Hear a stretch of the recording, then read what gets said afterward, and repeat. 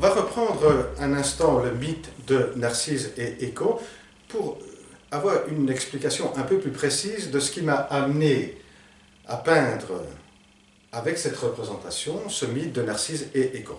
Reprenons très rapidement l'essence même de ce mythe, qui est de mettre en évidence deux grandes questions de la philosophie, qui est le même et l'autre, la mêmeté et l'altérité. L'un, Narcisse, tombe amoureux de sa propre image, il est centré sur lui, c'est le même qui l'attire, c'est le même de soi qui va l'attirer. Il va se centrer sur ce même de lui-même. Du côté de Écho va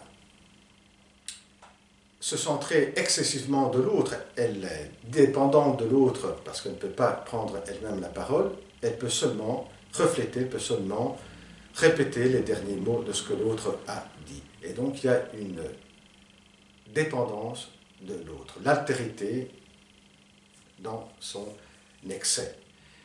Il y a, si on veut, deux grands excès, que l'un est excessivement centré sur soi, excessivement centré sur la mêmeté, et Écho est excessivement centré sur l'altérité. Et on voit bien, c'est le cas de dire qu'il y a un écho à la phénoménologie de l'esprit, les deux grandes questions qui sont prises en compte, qu'on vient de dire dans la phénoménologie, qui est ce passage continu dialectique entre l'en-soi, où il y a la mêmeté, le même, et l'autre de soi, l'altérité.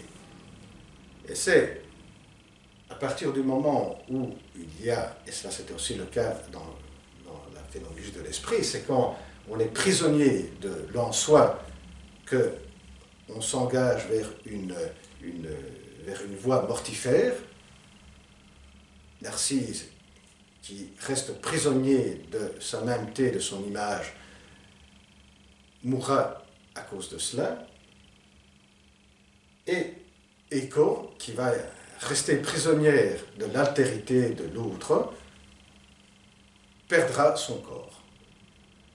Et ce qui restera, c'est simplement sa voix, possibilité de refléter les derniers mots de ce que l'autre prononce. Alors pourquoi est-ce que j'ai choisi cette représentation? C'est que si on met maintenant ensemble les deux positions, on a ce passage dialectique continu entre l'en-soi et l'autre de soi, qui est le ressort réel de l'amour.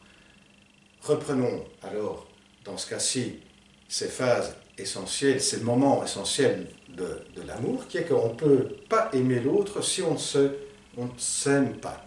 C'est-à-dire qu'une condition préalable pour aimer l'autre, c'est de s'aimer soi-même. Ici, Narcisse va s'aimer, va aimer sa propre image, c'est aimer soi-même. De l'autre côté, du côté de l'altérité de l'Écho, on ne peut pas aimer l'autre si on ne s'efface pas, si on n'est pas dans l'écoute de l'autre et on ne s'efface pas à un moment. Et c'est dans ce passage dialectique entre les deux, c'est dans ce mettre ensemble, comme on voit dans cette peinture, les deux qu'on a le ressort de l'amour. Et si on veut continuer un petit peu plus, si on évoque les deux termes dont on avait parlé la fois passée, le regard et la voix, on aura la possibilité de voir dans ce tableau une représentation d'un nuage bohémien essentiel à l'amour, qui est, du côté de Narcisse, c'est le regard et donc l'imaginaire. Il s'intéresse à sa propre image, hein, donc c'est l'imaginaire. Du côté de Écho, la voix, le lieu de la parole, donc le symbolique.